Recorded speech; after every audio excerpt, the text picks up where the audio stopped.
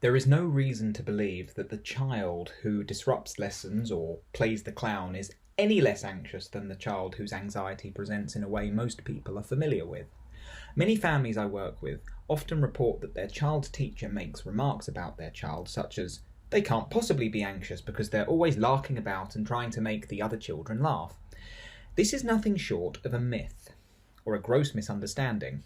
In fact, I think there are reasons to believe that such a child could be even more anxious than most, not less.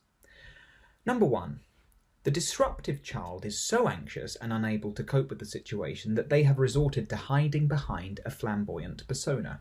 Every laugh they elicit from their peers validates this mask, proving to the child that this is an effective coping strategy.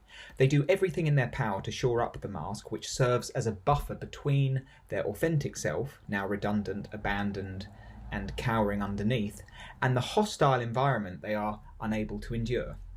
The attention they receive from the other children is not an ego boost, it is confirmation that their authentic self is safely hidden from view, and that the flamboyant jokester mask they're propping up is working efficiently. Number two, the peals of laughter and merriment from the other children, which they enjoy being responsible for, is soothing, stress relieving, and an effective distraction from that which they are intent on escaping. Laughter gets all of us through tough times. The same applies to the neurodivergent child in a mainstream school. To them, school days are fraught with tough times, and when endowed with comedic flair, injecting a trying situation with laughter proves irresistible. The sound of laughter drowns out the demons which surround them. Number three. Now let's imagine a child whose anxiety presents in a way that most people are familiar with. They might be hyperventilating, fidgeting, and asking endless questions. All obvious signs of anxiety, right? I would like to think that most people would agree that such a child is obviously anxious and requires help and support. Whilst this child is in need of support, care and understanding, like any person who is struggling, the fact that their anxiety is raw and unhidden does work a little in their favour. It increases the chances of their receiving help quicker, based on other people's perceptions of what typical anxiety looks like. The key things here are not only that this child's anxiety presents in a way most people are familiar with, and doesn't make any attempt to mask, but that the child asks endless questions which indicate they are reaching out for reassurance and not taking it by force. The complete opposite applies to the child whose anxiety is hidden by their clown persona.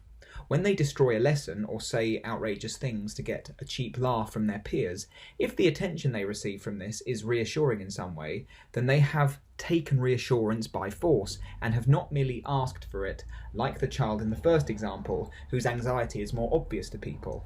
This indicates that the disruptive child, whose anxiety is hidden, could actually have a greater hunger for reassurance than the child whose anxiety is raw, obvious, and unhidden. Obvious. We in the autistic community do what we can to 1. Dispel the myths about functioning labels, and 2. Highlight the autistic presentations beyond just those resembling Rain Man or Sheldon Cooper.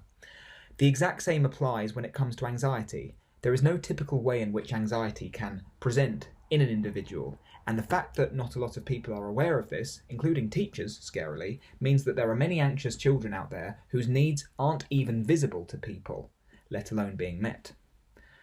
I'm not suggesting that one child's needs are more important than